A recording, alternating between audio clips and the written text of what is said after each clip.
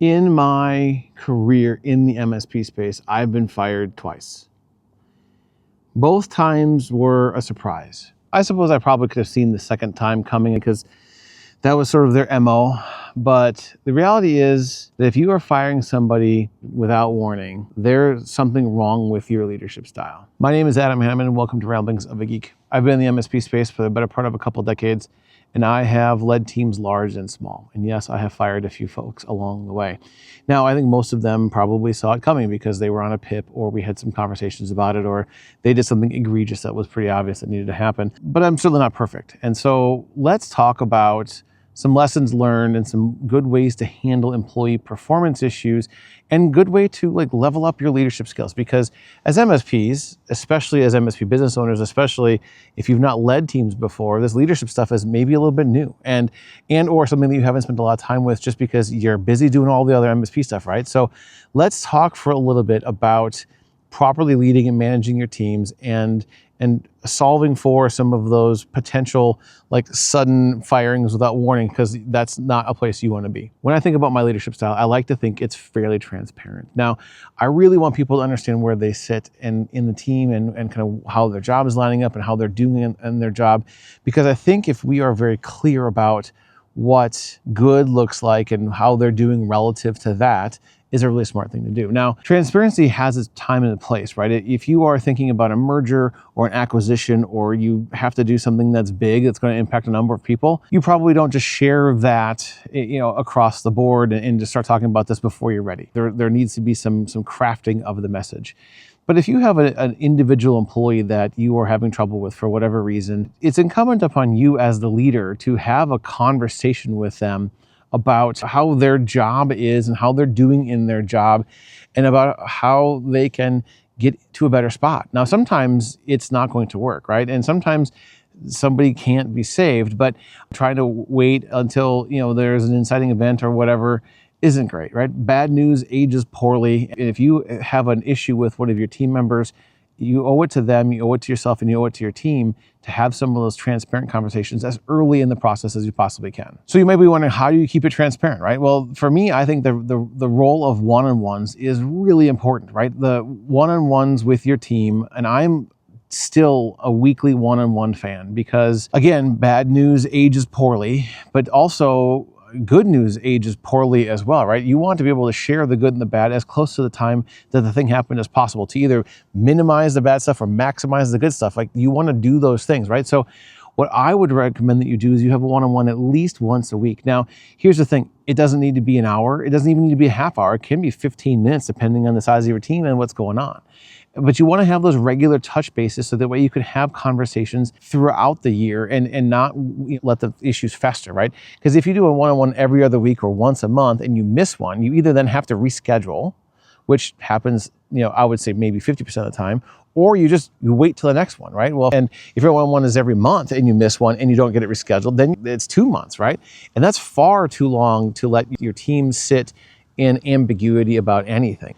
I want to, as much as I possibly can with my direct reports, and I think you should with yours, is to reduce as much ambiguity as you possibly can. Not everybody likes or can deal with ambiguity very well, so don't force them to do that, right? The other piece with your one-on-ones is this is probably not the only time you give feedback. I think if you've got to give negative feedback about a thing, or there is an event that happened that didn't go well, or a mistake that was made, I think it's in your best interest to have a conversation separate from the one-on-one about that mistake or about the issue, and then come back and just check in with them during their next one-on-one to see how they're feeling with it, right? If you kind of wait till that one-on-one, even if it is weekly, especially if it happens more frequently than you'd prefer, it's going to feel like every time they have a one-on-one with you, then they're getting beat up on, and that's not a good place for your employees to be either. So I would strongly recommend that you have a separate meeting that is issue related, and then have your one-on-one to check in with it, even if it's the next day or whatever. I think that's a really good way of handling it as much as you possibly can. Now, sometimes you're just going to have it during the one-on-one, but I think it's in your best interest to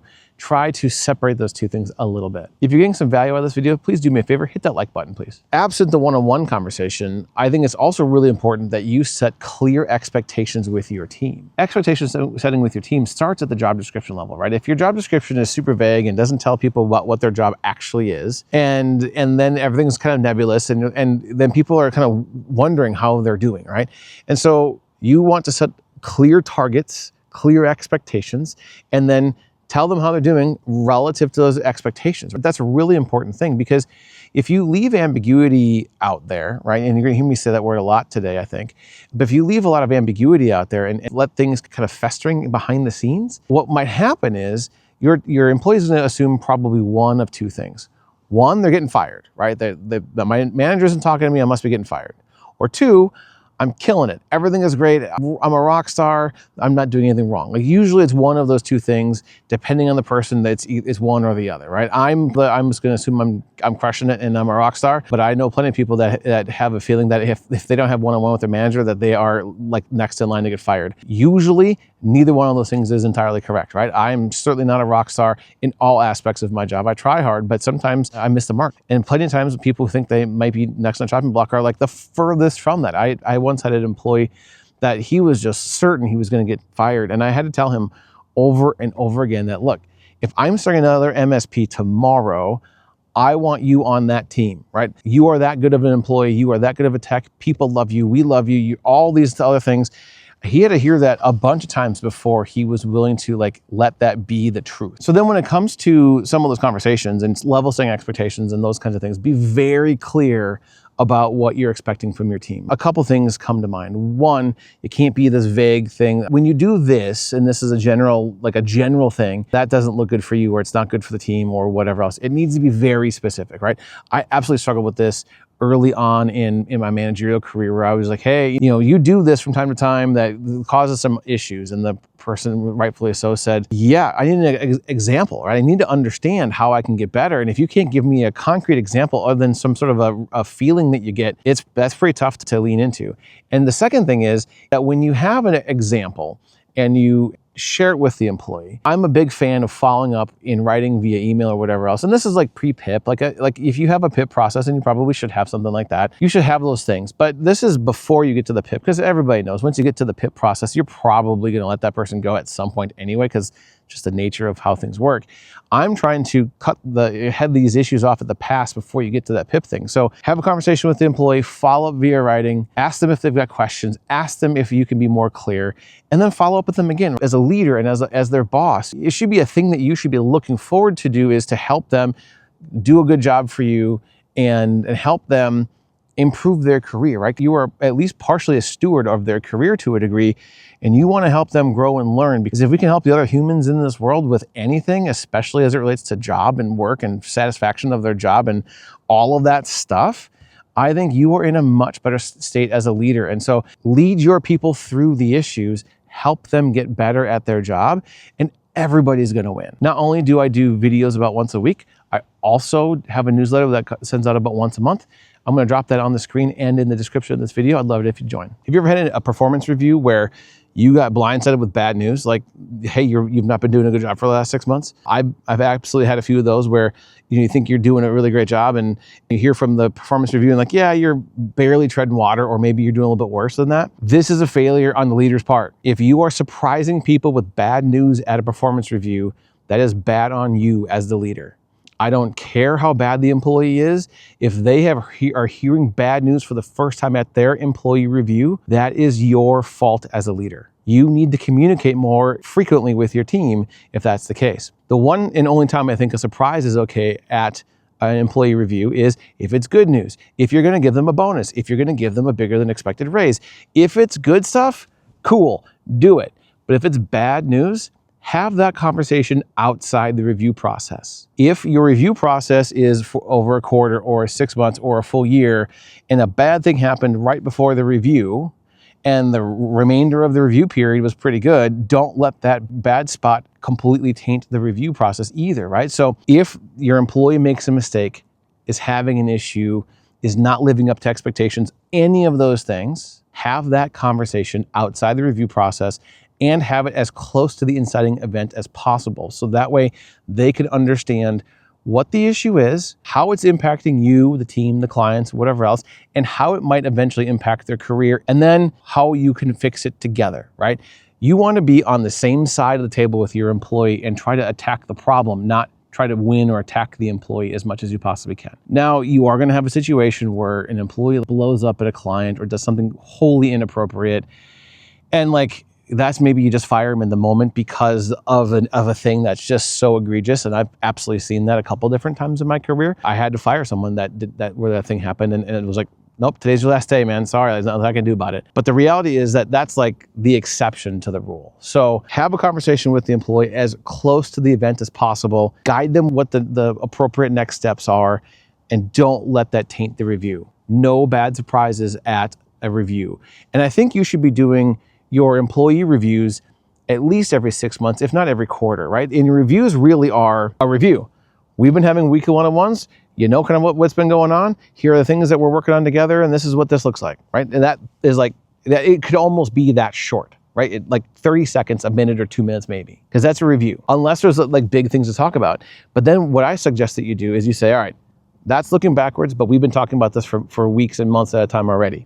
So let's not look forwards. What's coming up next? What can we do together to have you move your career further forward? What can we do to have you help the team more, increase responsibilities, plan for whatever that future looks like versus spending a whole hour or whatever looking backwards? Because again, it should be just a review. They should already know mostly what you're going to say. And so you don't have to rehash it necessarily unless you want to call things out. Now, the other piece is, and this is the thing that I'm still not very good at, is taking stock of what my team has done well throughout the review period, whatever that period looks like. I struggle with this mightily because I don't do it really for myself either. But the idea that I want to get out here is that if your team does some good stuff, write that down, and that's what you can review during the review period as much as you possibly can. If you do that and you look back briefly and spend more time looking forward and planning out what the next quarter or the next 6 months or the next year is going to look like, that is a sign of good leadership. And if you come to the point where it's time to move down the path of dismissing an employee, that happens. It sucks. Nobody likes it. But sometimes some of the best things you can do is to let somebody go. I don't think you should do it with a surprise. I've been let go twice in my career. I understand more or less why it happened now, but it took a long time for me to figure that out. And in my career, good things ultimately ended up happening, but it certainly didn't feel like that way in the moment. And hopefully that happens for your employees as well, if you have to let them go for any reason. The thing I want you to focus on is that there is a better way of doing it than just, surprise, you're fired, right? That is just bad. You don't want to do that. So follow this advice, hold them accountable appropriately along the way. If it gets to the point where you have to escalate and have a conversation about, you know what, you need to do this better, and if you don't do it better, we're going to have to let you go, give them clear, constructive feedback and follow a process and document it as you go. I'm also not a big fan of fighting unemployment. Like, if you want to, fine, go for it. But the reality is that if you don't document that well, it's pretty hard to fight. And if you ever end up on the receiving end of a wrongful termination lawsuit, you want to make sure that you have your ducks in a row, right? You want to have all those pieces aligned, because if you are more prepared for that, then you are much more likely to not have that negatively impact your business. So if you treat your people well and you give them good performance feedback and all those other pieces, and you still let them go because of whatever else, if you've documented that process along the way and you've treated them fairly, you're much less likely to get sued. And if you do get sued, you're going to be in a much better spot to fight that suit and to potentially win that suit if that comes up. So leadership is not always about the fun stuff. Sometimes you have to reset expectations, and you do it well, good things happen for you, good things happen for your team, and good things happen for your employees. So lead with compassion, help them understand what good looks like, and reset expectations as you need to. In the meantime, I'm gonna drop a video up here all about one-on-ones, and I'm just gonna drop my overall operations playlist up over here as well. Thanks for coming on this roundtable with me, and hope to see you on the next one.